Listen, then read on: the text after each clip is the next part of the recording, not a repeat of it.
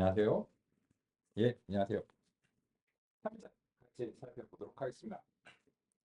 만약 주피터 노트북 시작과 관련해서 논의사항이나 궁금한 점, 문제점 있으시면 알려주시고요. 좋습니다. 그러면 우리 아주 쾌적하죠. 그러면 역시나 마찬가지로 이제 3일차 노트북 생성해 보도록 하겠습니다. 텐서플로우 2 커널을 사용하도록 하겠습니다. 그렇고요. 그러면 이제 3일차 노트북을 생성하겠습니다. 그러면 어제 어떤 논의했었는가? 그런 점들 개략적으로 2일차 노트북을 살펴보면 퍼셉트론의 엑소월의 문제, 이 퍼셉트론이 크게 두 가지 문제가 있었죠. 수학적인 이제 불안정성. 그거는 이제 자체적인 선형 모형에서 로지스틱 리그레션이 이제 사실상 이제 해결을 했다라고 이제 보이고요. 이 로지스틱 리그레션이 1958년에 만들어졌는데 지금도 사실상 가장 광범위하게 사용되는 알고리즘입니다. 그래서 이제 뭐 기상청이라든지 이런 데서도 이제 사용하는 이제 가장 광범위하게 사용되는 이제 알고리즘 중에 하나고요. 그래서 이거는 그냥 신경망을 이해하기 위해서 이거를 그냥 징검다리 정도로 생각하고 살펴볼 만한 그런 건 아니고 실제 이제 신경망이 아닌 알고리즘들도 많이 사용이 되기 때문에 그래서 이 자체의 독립적인 가치가 충분히 있습니다.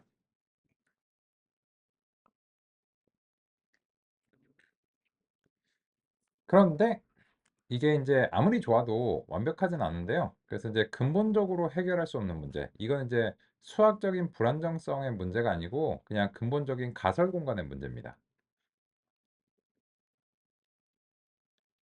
그래서 이제 근본적인 가설 공간의 문제와 관련해서는 이제 대표적으로 엑소어의 문제가 있었고 그거를 극복하는 다층 퍼셉트론의 구성이 결국은 이제 신경망으로 이어질 수 있는 이제 논의였습니다.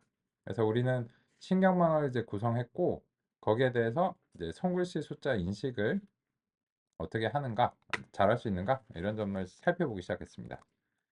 그러면 우리는 이제 오늘은 이 신경망의 구성이 이제 필요합니다. 그래서 이제 여기서 이제 이거를 계속 활용하면서 이어서 이제 살펴볼 예정인데 어제 우리는 이제 다음과 같이 해봤죠. 신경망이란 퍼셉트론들이 여러 개가 여러 계층으로 구성된 게 신경망이다. 일단 기본적으로는 그런 점을 살펴봤고 그래서 처음에는 그냥 퍼셉트론 구성한 것을 입력의 개수랑 출력의 개수에 맞춰서 생성을 이제 했고 그리고 이제 순전파를 다음과 같이 일일이 하나씩 통과시키면서 이제 했는데 이거 이렇게 해도 됩니다.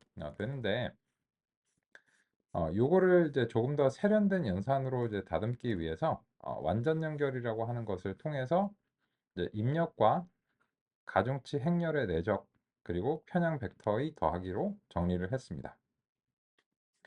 이 액티베이션의 경우에는 원소별로 수행되는 것이기 때문에 여기에 대해서는 뭐 사실 고민사항은 없었고요. 연산적인 측면에서는요.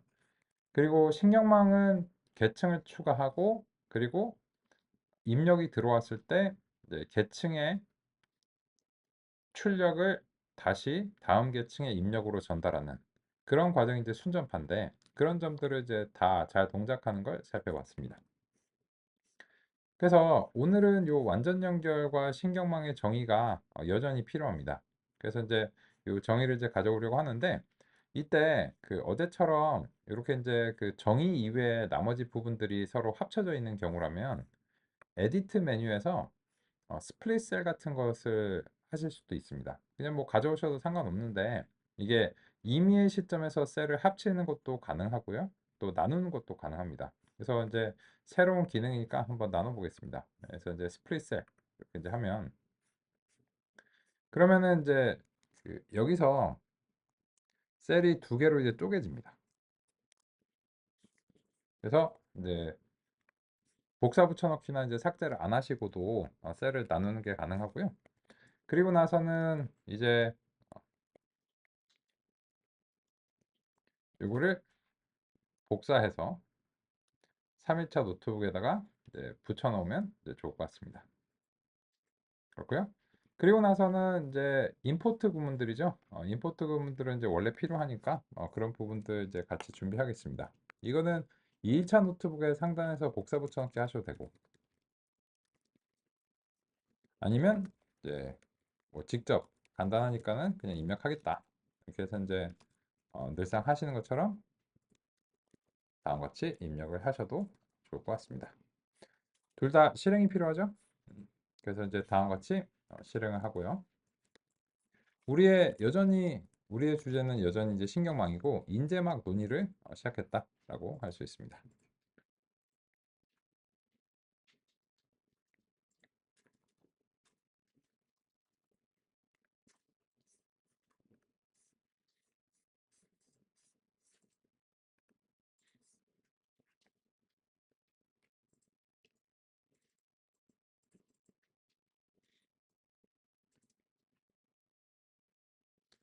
그러면 이제 이렇게 이제 준비된 신경망을 이제 어제와 이제 같은 방식으로 구성을 해보고 또 이제 데이터도 적재하고 이런 작업들을 이제 수행해 보도록 하겠습니다. 그러면 이제 신경망을 평가하는 데 있어서 우리가 이제 첫 번째로는 데이터셋을 손글씨 숫자 데이터셋을 사용하고 있죠. 이거는 이제 딥러닝의 헬로 월드쯤에 해당하는 이제 데이터셋입니다. 그래서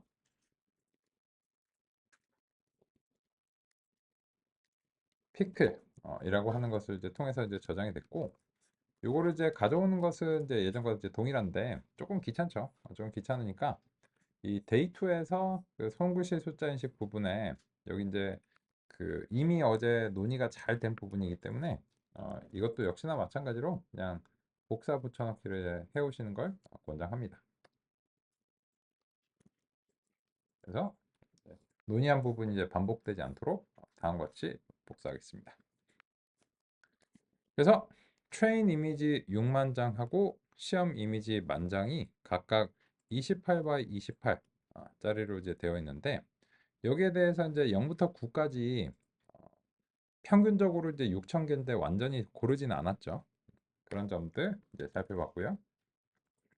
그리고 이게 우리의 모형에 들어가기 위해서는 전처리가 필요했었죠. 그래서 이제 어떤 전처리가 이제 왜 필요한가를 알기 위해서 우리가 이제 데이터에 대해서 관찰하는 과정이 있었습니다. 이런 과정은 오늘은 다시 반복하지 않겠습니다. 어제 이제 열심히 이제 관찰을 했고, 이런 분포를 가지고 있다라고 하는 것도 이제 알았는데요. 그래서 어제 전처리 부분을 다음과 같이 정의를 했고, 이거를 이제 적용하는 부분과 확인까지도 잘 했습니다. 그래서 역시나 마찬가지로 어제 이 확인한 부분을 반복하지 않도록 하기 위해서 복사해서 여기다가 이제 붙여놓고 또 이제 실행해서 준비하도록 하겠습니다. 그래서 이제 실행을 했고, 그래서 어제 전처리는 28 by 28을 784짜리의 벡터로 만들었습니다.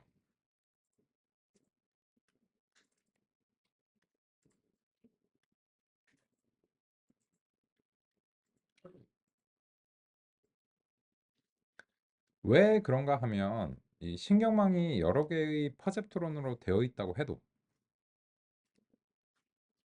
이런 그림은 그냥 개념도일 뿐이죠. 실제로는 그냥 연산이고 이거는 그냥 논의를 위해서 우리가 이제 계략적으로 이런 그림을 이제 그리는 것일 뿐입니다.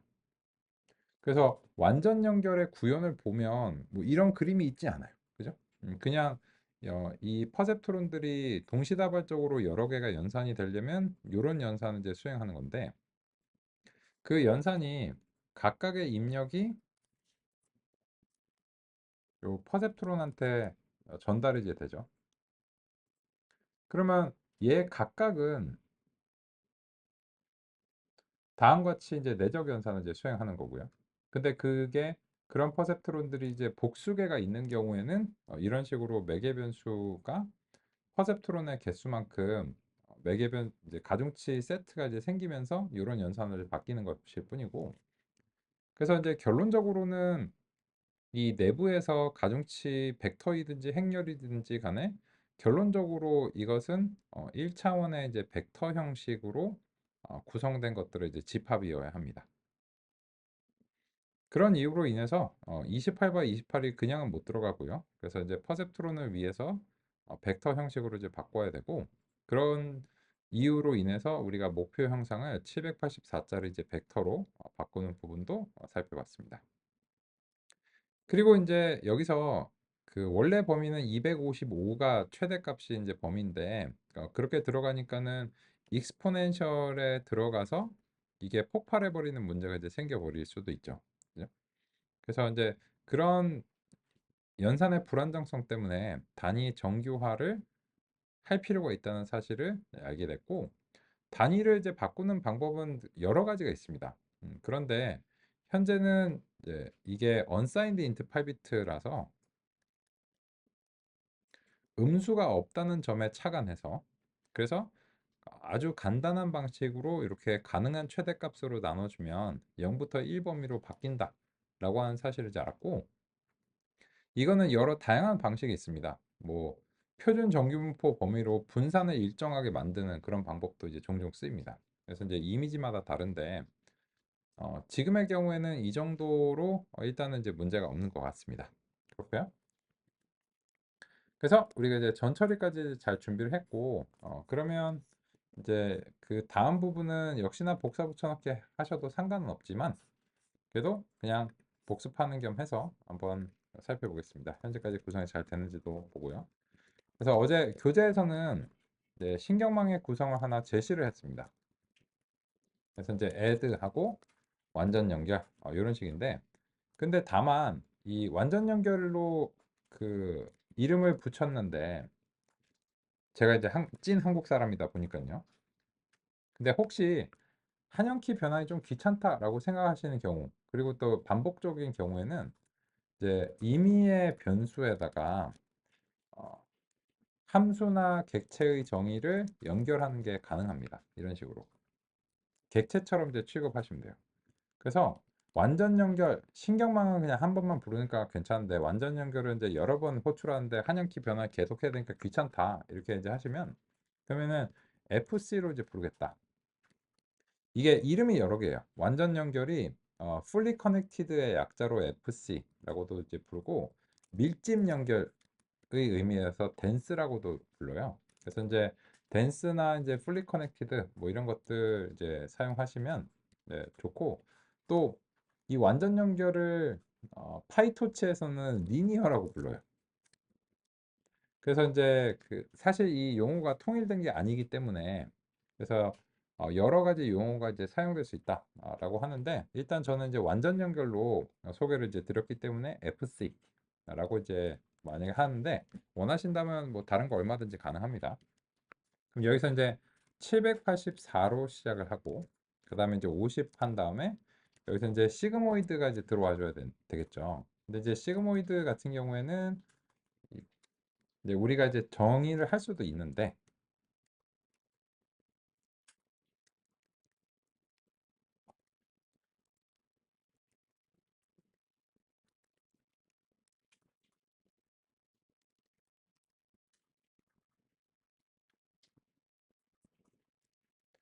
넘파이에서 그 시그모이드가 정의가 되어 있을 겁니다. 이게 매번 하는 게 귀찮으니까.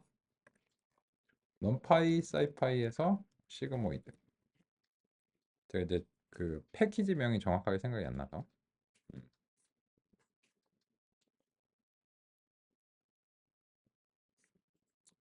그냥 구현할까.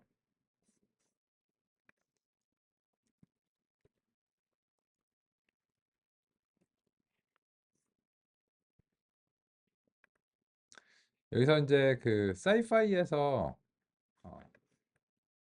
익스포넨셜 it이라고 하는 것이 이제 시그모이드라고 하네요. 그죠? 그래서 이제 임포트 이제 사이파이에서 시그널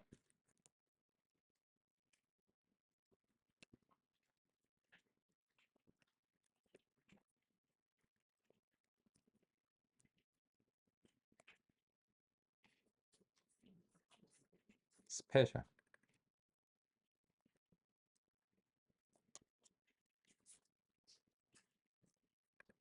그러면 이게 이제 그 시그모이드인데, 정말 이제 시그모이드인가를 한번 이제 확인을 해보겠습니다.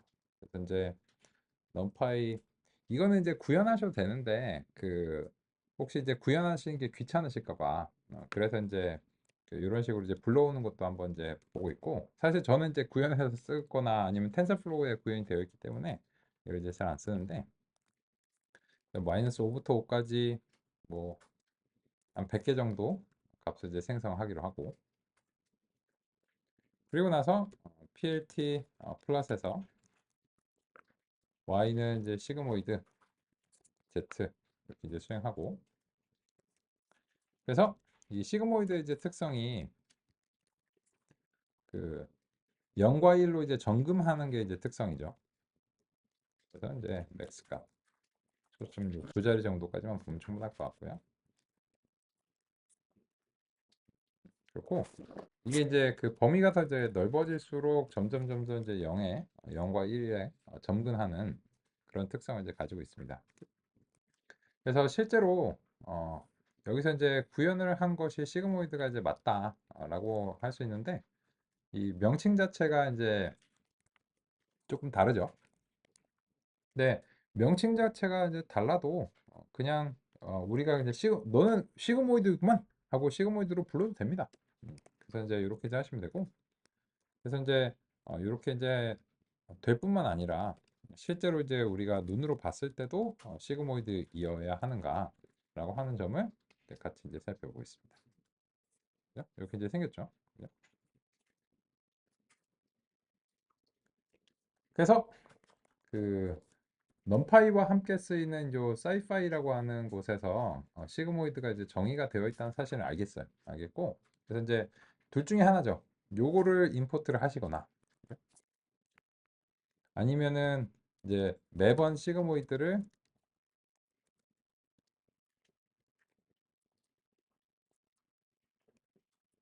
그냥 할 만한데요. 이런 식으로 이제 정의를 하죠. 똑같습니다. 똑같은데 이 둘 중에 하나를 이제 우리가 골라서 이제 하면 됩니다. 그래서 이제 그 이 구현을 하다가 마이너스 같은 거 빼먹을 수도 있잖아요. 그러니까는 그런 측면에서는 그냥 뭔지는 알겠고 여기서 이제 구현이 되어 있으니까는 내가 이제 뭐 그 약간 귀찮기도 하니까 이렇게 가져가서 사용하겠다. 총 글씨의 수는 거의 비슷한 것 같아요. 그죠? 하지만 이제 저 같은 경우에는 이게 그 많이 해서 외워서 그런데 이제 뭐 자주 안 하시면 그럴 리가 없잖아요. 그죠? 그래서 이제 이런 식으로 이제 임포트를 하는 것도 가능하다. 이런 식으로 선택하실 수 있게 다음과 같이 이제 제시를 하겠습니다. 그러면 시그모이드와 관련해서는 이제 어제 우리가 이제 논의를 했고 그래서 이제 시그모이드가 이제 필요하니까 요 근처에 이제 갖다 놓고 이게 이제 다음과 같이 이제 시그모이드를 활용하겠다 이제 하고요. 그리고 이제 모델 애드에서 이제 2층이 이제 필요하죠. 그래서 이제 그 50, 100 시그모이드 이런 식으로 이제 하고 그리고 나서 이제 모델 애드하고 100하고 마지막에는 10개 중에 어느 하나로 이제 끝나야 되고 그 중에서 신호가 강한 것으로 이제 끝내고 신호가 강한 것이 이제 예측이다.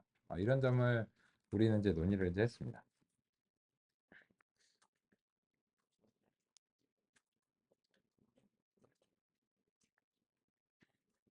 그래서 어제 구현한 모형이 이제 다음과 같습니다. 다음과 같은데 여기서 이제 보시면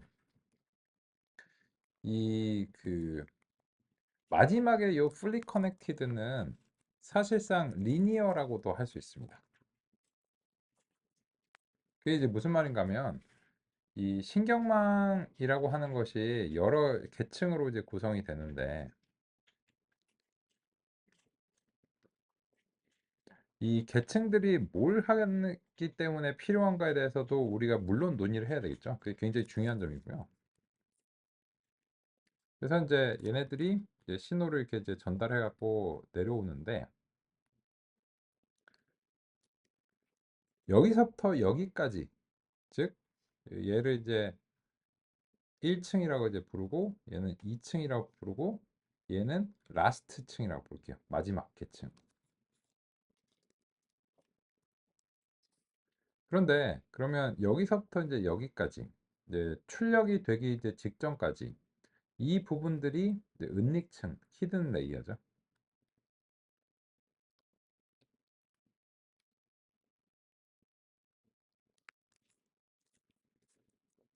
그래서 이제 입력이 이제 들어오면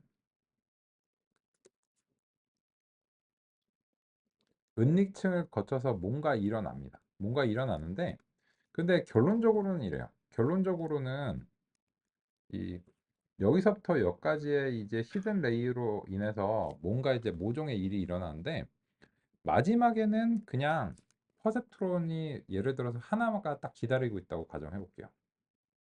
그러면 결론적으로는 x가 h1으로 변하고 h2로 변하고 해서 마지막에는 이제 hl-로 이제 변할 텐데 그런데 결론적으로는 어떤 이유로 인해서 변했든지 간에 마지막 계층의 입장에서 거꾸로 보면 하여튼 자기한테는 그냥 뭔가 입력이 들어왔는데 자기는 그냥 퍼셉트론인 거예요. 그래서 이 마지막 계층은 우리가 논의했던 그냥 선형 모형입니다. 그러면 이 선형 모형은 크게 두 가지가 이제 있습니다. 선형 회귀, 리니어 리그레션.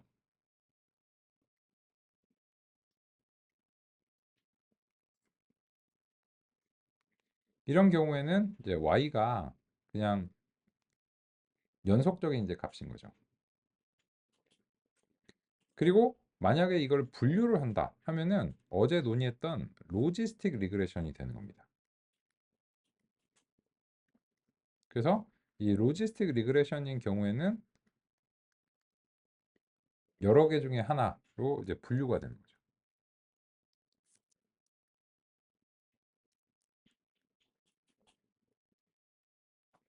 예를 들어서 여러 개 이제 유형, 넘버 오브 클래스 이런 식으로요. 그래서 이게 여전히 풀리 커넥티드인데 지금 이 출력층은 결론적으로는 여기는 그냥 로지스틱 리그레션인 겁니다. 현재로서는. 왜냐하면 이제 10개의 분류로 끝나기 때문에. 그죠? 그런 이유로 인해서 이 신경망 출력층의 마지막은 그냥 사실상 선형 모형이다. 라고 하는 통찰을 우리가 이제 알 수 있습니다. 그런데 이제 이 입력을 바로 출력에다가 연결을 해버리면 이거를 바로 이렇게 이제 연결을 해버리면 이제 가설 공간이 너무 좁아져서 이제 문제를 해결하지 못할 수도 있기 때문에 그래서 이제 여러 은닉층을 거쳐가면서 일련의 비선형적 변환이 수행되는 것이 이제 필요합니다. 그러면 이렇게 구성한 우리의 신경망에 실제로 이제 신호를 전달해서 신호를 이제 받아내는 부분도 같이 이제 살펴보겠습니다. 여기 보시면 제가 리니어라고 하는 것을 이제 했지만 리니어로 부르든 덴스로 부르든 풀리 커넥티드로 부르든 똑같죠. 똑같고 그냥 다만 이제 그 의미를 좀 강조하기 위해서 굳이 리니어라고 한번 이제 이름을 붙여봤습니다. 그렇고요. 그러면 이제 이렇게 이제 구성된 신경망에 대해서 우리가 이제 그 출력을 이제 얻어보겠습니다. 모델을 이제 하고 X 테스트를 이렇게 이제 하면은 이제 바로 이제 아웃풋가 이제 나와야 되겠죠. 그리고 그 아웃풋은 만 바이 10 이런 식으로 나와야 된다는 사실을 어제 이제 확인을 했습니다.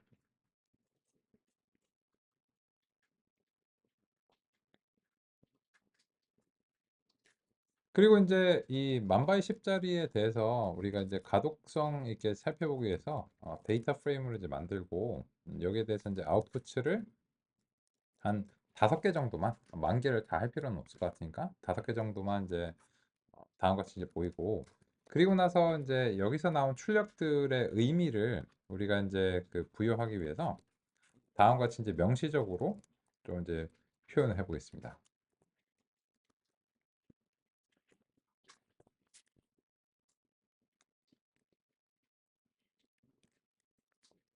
그리고 소수점이 너무 상세하니까 한 두 자리 정도까지 이렇게 이제 해 보겠습니다.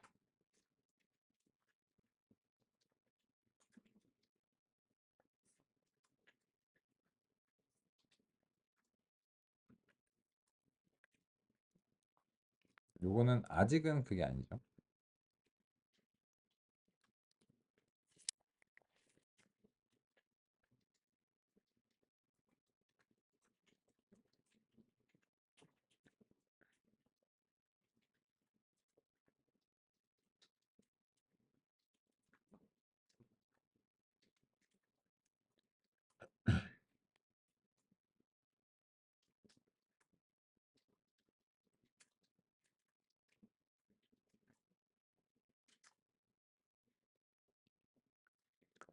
그런데 여기 이제 보시면 이 아웃푸트 자체는 마지막에 이제 이 리니어로 한 다음에 이 리니어라고 하는 것은 그냥 이런 연산대 수행한 것이고 이 연산을 수행한 다음에 그 다음에 이제 활성화가 지금 없는 상태입니다. 그래서 그냥 요거거든요. 그러면 요거는 그냥 Z예요. Z고 Z들은 그냥 실수값입니다. 그리고 지금 그 Z가 10개 값이 이제 나오는 거죠. S 바이 10짜리로 나오는 거죠. 그래서 이제 이쪽 방향이 이제 S개고 이쪽 방향이 이제 10개 이런 식으로 이제 나온 걸 확인할 수 있습니다. 근데 그 얘기를 이제 왜 하냐라고 하면 보시면 이 리니어가 그 어떤 다른 처리가 없으면 그냥 임의의 실수 범위의 값이기 때문에 이런 식으로 이제 나옵니다. 그래서 지금 같은 경우에는 여기서 이제 제일 큰 값이 저 같은 경우에는 이제 7번이 일단 나왔어요. 7번이 이제 나왔고, 근데 이거는 그냥 초기화된 가중치의 값이기 때문에 의미는 없겠죠. 이미 어제 평가를 했고 이런 식입니다. 그런데 우리가 이런 논의를 했죠. 1950년대, 60년대 이미 이런 출력 자체가 분류에서는 다음과 같이 확률적인 자신감으로 되어야 한다는 그런 논의가 이미 전개가 됐어요. 근데 현재 상태에서는 이게 반영이 안 됐기 때문에 이게 완전한 로지스틱 획이라고 할 수 없습니다. 그럼 어떻게 해야 될까요? 이게 확률적인 자신감으로 바뀌어줘야 돼요. 그죠? 그래서 시그모이드 한 거 아니야? 라고 생각하실 수 있는데 한번 해볼까요? 그래서 여기다가 리니어의 마지막을 이 아웃풋을 시그모이드로 이제 처리를 해볼게요. 그래서 시그모이드로 아웃풋을 이제 처리를 해서 이게 원소별로 이제 수행되는 것이기 때문에 그냥 이제 시그모이드를 이런 식으로 하셔도 상관없습니다. 이렇게 해서 이제 그러면 이제 제가 보여드리려고 하는 것이 이제 이런 이제 상황인데 오 좋구만 뭔가 이제 뭐 98%뭐 이런 게 나오는데 이게 뭔가 이상하죠. 왜 그런가요?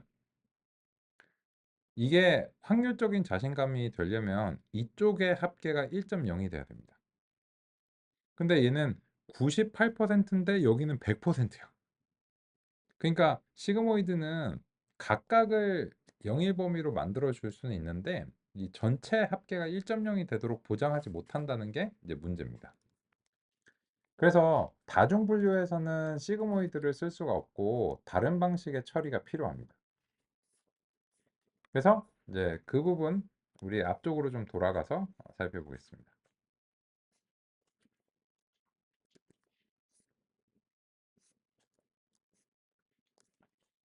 90페이지로 가보겠습니다. 어제 이제 건너뛴 부분이고 먼저 이제 신경망의 출력을 발생하고 난 다음에 하는 게 필요하다고 제가 생각을 해서 좀 순서를 바꿔서 제시하고 있습니다.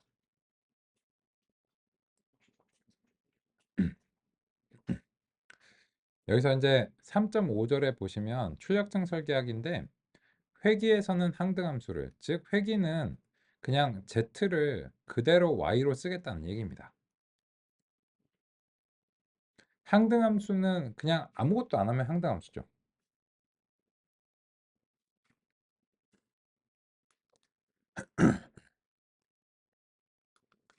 그리고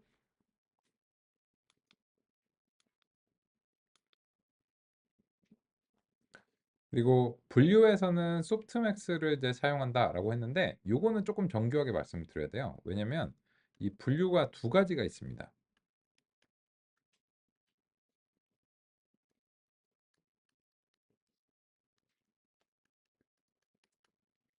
이진 분류는 둘 중에 하나를 분류하는 경우입니다. 다중 분류는 3개 이상을 분류하는 경우입니다. 그런데 이진 분류에서는 시그모이드로 종종 처리를 합니다.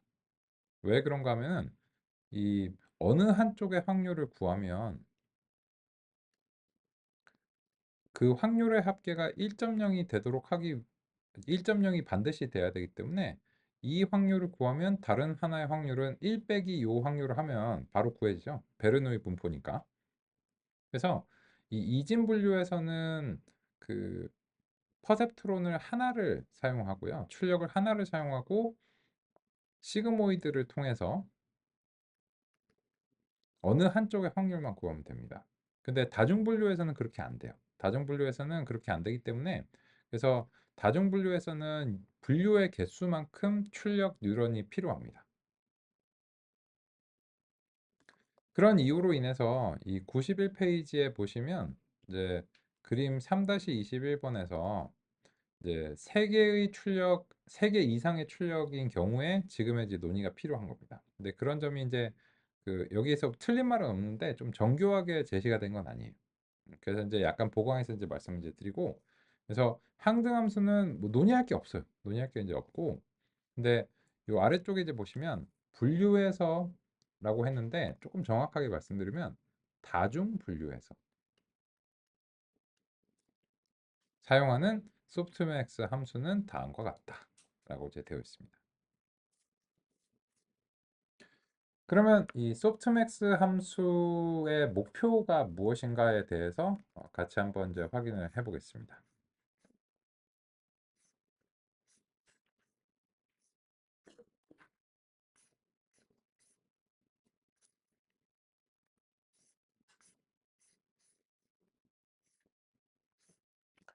이거는 이미 신경망을 논의하기 전에 그 선형 모델 쪽에서 그 로지스틱 회귀에 대한 논의가 1950년대, 60년대 있으면서 이미 이제 논의가 된 얘기입니다. 그래서 로지스틱 회귀가 처음에 제시된 이 시점에서는 일단 시그모이드를 통해서 수행을 하고 어느 한쪽에 이제 확률을 이제 구하는 그런 방식으로 이제 됐는데요. 그런데 이제 이와 관련해서 신경망 이전에도 이미 이거를 이제 어떻게 해야 되는가라고 하는 점이 논의가 됐습니다. 그래서 그 소개하고 있는 다중유형 분류에 대해서 같이 이제 알아보겠습니다. 세 가지 이상의 유형을 분류하는 경우는 다중 유형 분류라고 합니다. 소프트맥스 리그레션 또는 다중 클래스 로지스틱 회귀와 일대다 방식은 다중 클래스 분류 문제를 해결하는 두 가지 주요 방법입니다. 각 방법은 분류 문제에 접근하는 방식이 상이하며 특정 상황에 따라 각각의 방법이 더 적합할 수 있습니다. 다중 클래스 로지스틱 회귀는 모든 클래스를 동시에 고려하여 하나의 확률 분포 모델을 만듭니다. 이 방법은 각 클래스에 대해 계산된 선형 점수를 확률적 결과로 변환하기 위해 소프트맥스 함수를 사용합니다. 각 유형에 대한 점수를 선형 모형 출력으로 획득합니다. 이 점수를 확률로 변환합니다. 이때 로지스틱 회귀에서 시그모이드가 아닌 소프트맥스 함수를 적용합니다. 시그모이드 함수는 값을 0, 1 범위로 변환하지만 여러 개의 값들의 합계가 1이 되도록 할 수 없기 때문입니다. 소프트맥스는 각각의 값을 0, 1 범위로 변환하고 변환된 값들의 합계가 1이 되도록 보장합니다. 손실 함수로는 교차 엔트로피를 사용하여 모든 클래스에 대한 확률 분포를 최적화합니다. 교차 엔트로피는 이진 분류와 다중 분류 모두에 사용될 수 있습니다. 모든 클래스의 상관관계를 동시에 고려하므로 상호 베타적인 클래스 관계에서 잘 작동합니다. 출력이 직접적으로 클래스 확률이기 때문에 결정 경계가 더욱 명확합니다. 일대다 방식은 각 클래스에 대해 독립적인 이진 분류기를 만들고 각 분류기는 해당 유형과 다른 모든 유형을 구분합니다.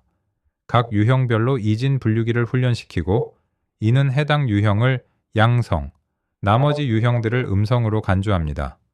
예측 시 모든 분류기의 예측 중 가장 높은 확률을 출력하는 클래스를 최종 선택합니다.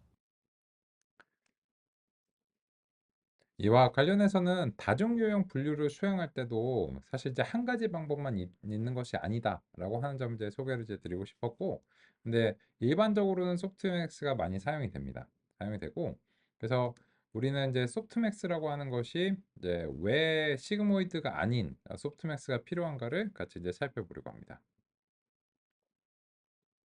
방금 전에는 그 보이스 클로닝으로 이제 그 해본 거고요. 지금은 그냥 제가 읽은 겁니다.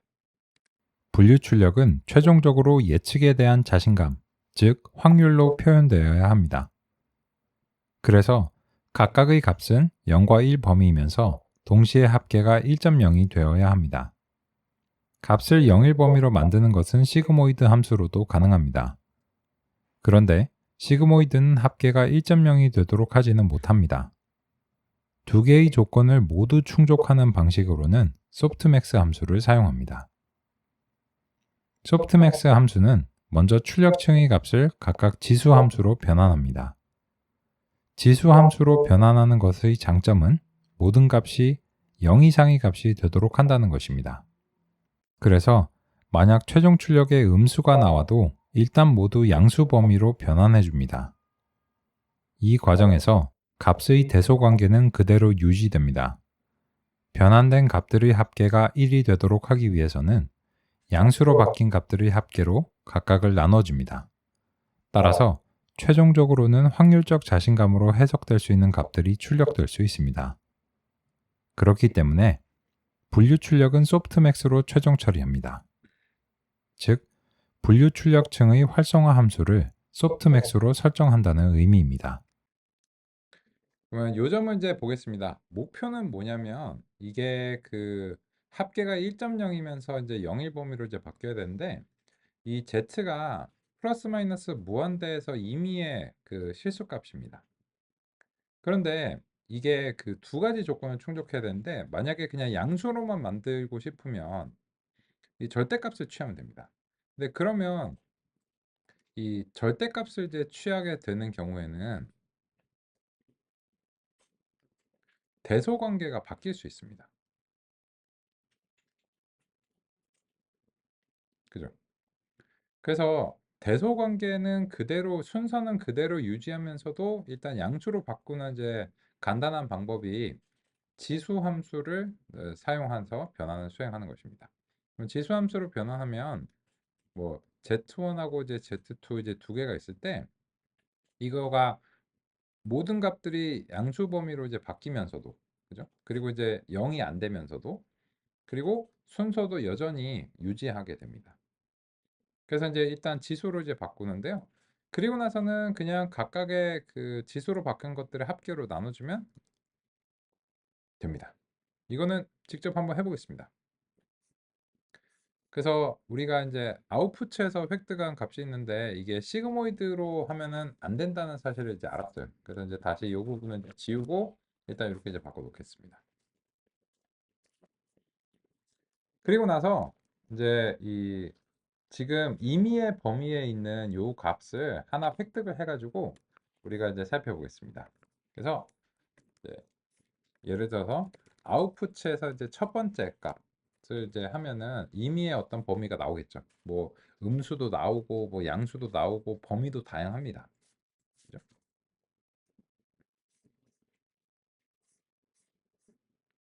혹시 잘 안 보이시면 그 마찬가지로 줌 화면 공유되고 있습니다.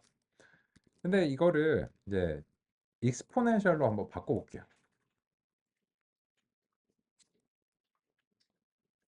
그러면 이제 이 익스포넨셜로 이제 바꿨을 때 이제 비포 애프터를 이제 말씀드리기 위해서 요거를 이렇게 이제 해볼까요? 비 스택을 하고 아웃풋을 첫 번째 값하고 두 번째 값하고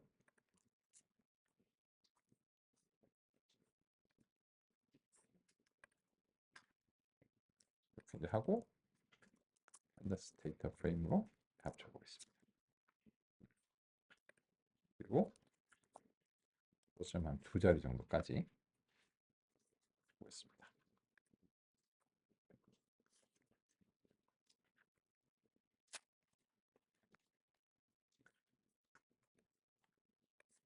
그리고 이제 요거의 의미를 이제 소개해 드리기 위해서 하나는 그냥 Z고 다른 하나는 exponential Z다.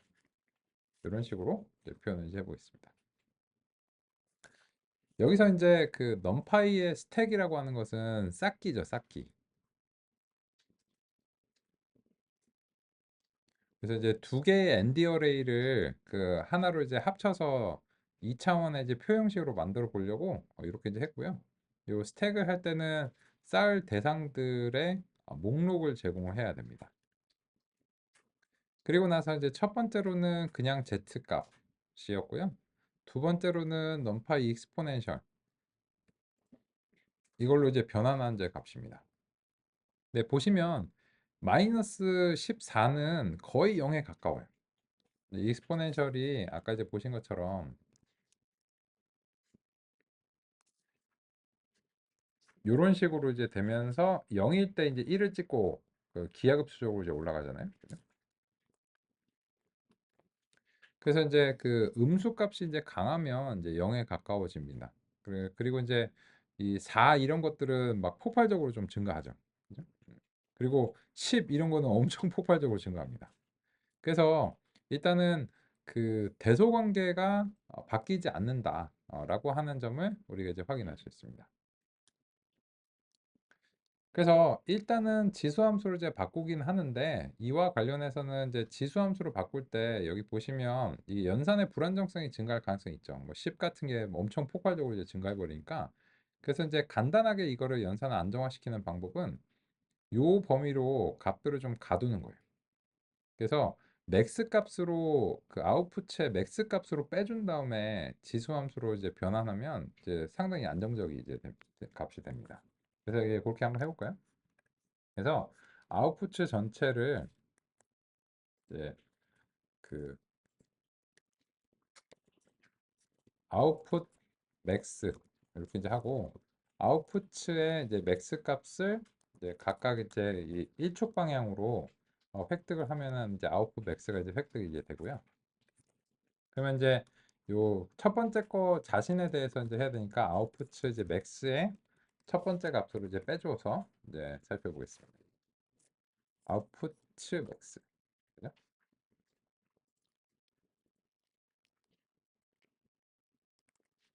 그리고 이제 이렇게 미세한 소점이 되다 보니까 이런 식으로 이제 해보겠습니다.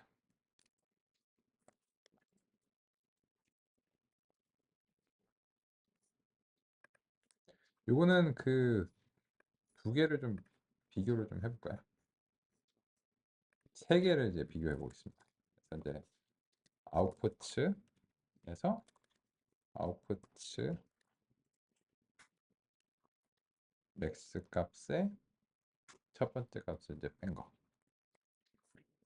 그래서 이제 하나는 G-Gmax 이렇게 이제 보겠습니다. 그럼 이제 그 요 Z에서 Z max를 이제 빼면은 요 최대값은 빵이 되고 나머지는 이제 그 뒤로 이렇게 밀리겠죠. 그죠? 그래서 이제 이런 식으로 이제 값들이 이제 그 전체적으로 이제 뒤로 밀리도록 이제 해보겠습니다. 그래서 이제 이런 식으로 해서 지수함수를 도입하더라도 지수함수가 이제 폭발적으로 증가하지 않도록 하는 것은 이제 굉장히 이제 간단합니다. 그러면 이제 여기서 그 하는 거는 이 익스포넨셜의 이제 합계로 전체를 이제 나눠주면은 이게 이제 영일 범위로 이제 다 이제 바뀌게 되는데요. 그래서 이제 마지막으로는 네, 이렇게 이제 살펴보겠습니다. 그래서 이제 요 그래서 이제 결론적으로 이제 소프트맥스를 이제 정의를 해볼게요. 이 소프트맥스를 이제 바로 정의를 하면 이제 좀 공감이 안 되실 것 같아서 제가 이제 중간 과정을 이제 전달 드렸는데, 그래서 처음에 익스포넨셜로 일단 다 이제 변화를 합니다. 근데 방금 상의 드린 이유로 인해서 Zmax를 이제 가지고서 이렇게 이제 그 익스포넨셜을 이제 하고요. 그리고 나서 요 익스포넨셜 제 Z 값을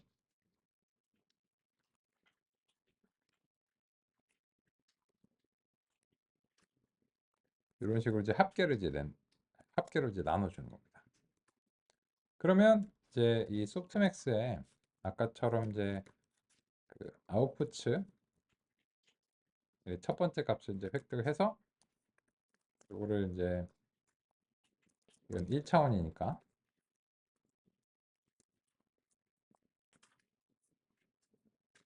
이런 식으로 이제 해보겠습니다. 그러면 이거는 이제 그 확률 값이 되게 된다라고 하는 그런 점을 상의 드리겠습니다.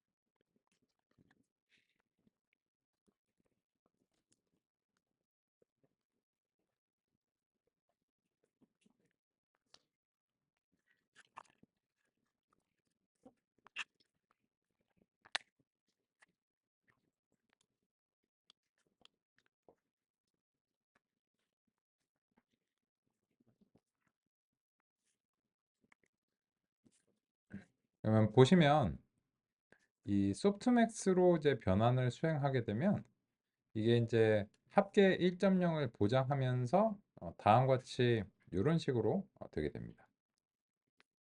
이게 소프트맥스 함수가 다음과 같은 이제 역할을 수행하는데요. 그러면 이제 요거 같은 경우에도 이 정의가 좀 되어 있습니다.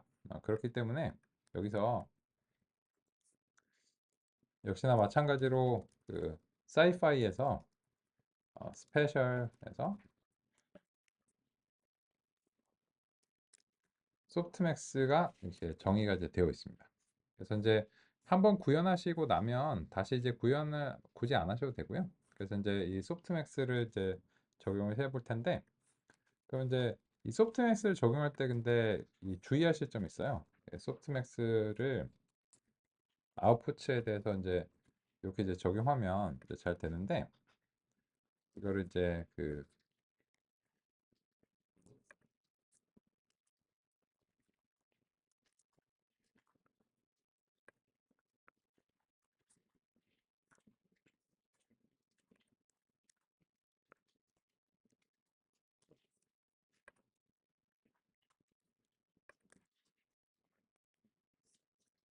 이걸 이제 적용하실 때 그 2차원 이상의 경우에는 그 방향을 이제 명시를 해 주셔야 돼요.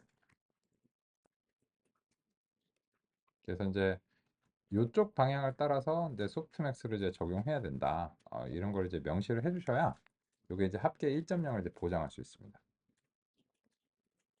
그래서 이제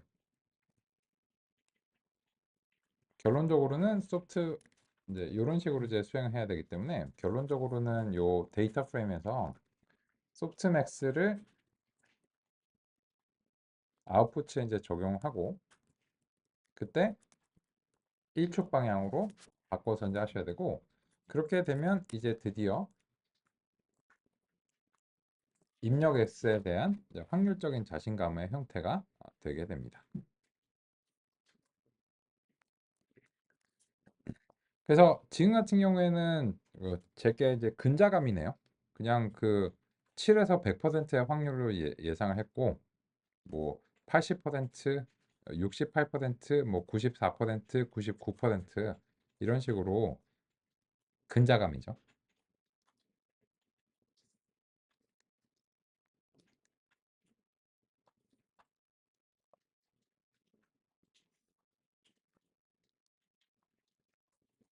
다음과 같이 우리가 이제 출력을 어떻게 처리해야 하는가 그런 점을 살펴봤습니다. 이번 시간은 여기까지 알아보겠습니다.